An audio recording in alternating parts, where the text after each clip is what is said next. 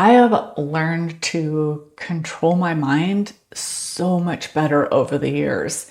And that started many, many years ago. And I read a meditation book that my sister had given me. It's called Zen Mind, Beginner's Mind. If you want to read about meditation, talks a little bit about Buddhism, but it's mostly about meditation.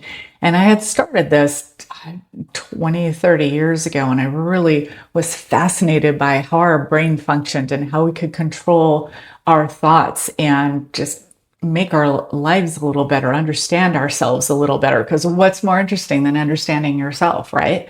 So the day I lost my fingers, we were in a bad car wreck. I laid on the highway for almost an hour because we were in the mountains and we had no service, and we were hit head on. Our truck flipped over the top of theirs. We were both going about 60 miles an hour. And when we hit, we flipped in the air and our truck landed on the roof and smashed my hand. So all of this was broken. The fingers were smeared off, and it was a big day, but nobody could get service. And so I laid there for almost an hour waiting for paramedics from the time the wreck happened till the time the paramedics got there. So I laid on the highway in the cold with my body shaking uncontrollably, trying to go into shock.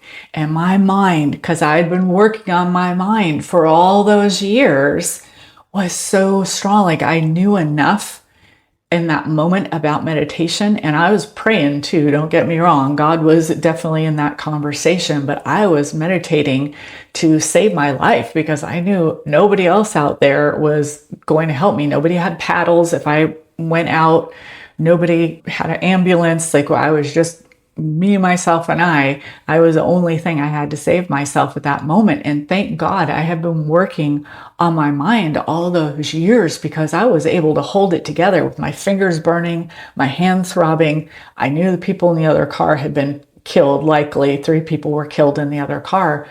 And I was able to lay there and keep my body from going into shock until the paramedics could get there. And that was all from my mind. It's amazing what our mind can do, but I had spent years practicing mind control, thought control, and you can do it too. And this is an extreme case, I know, but it's like, it saved my life. My mindset saved my life.